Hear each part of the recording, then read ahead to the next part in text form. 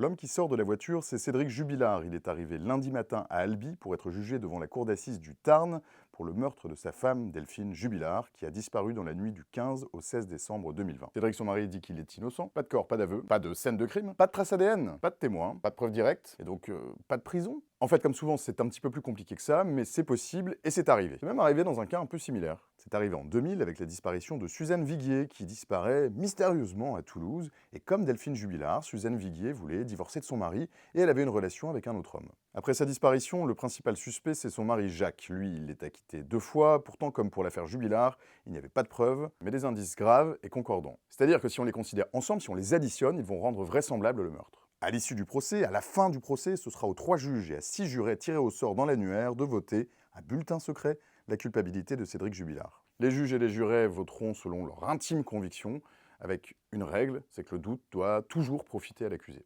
Les juges et les jurés pourront décider de l'acquitter, comme c'était le cas pour Jacques Viguier. Ils pourront aussi le déclarer coupable. Ça a été le cas par exemple pour Maurice Agnelet, pour le meurtre d'Agnès Leroux, une riche héritière niçoise dont il était l'amant.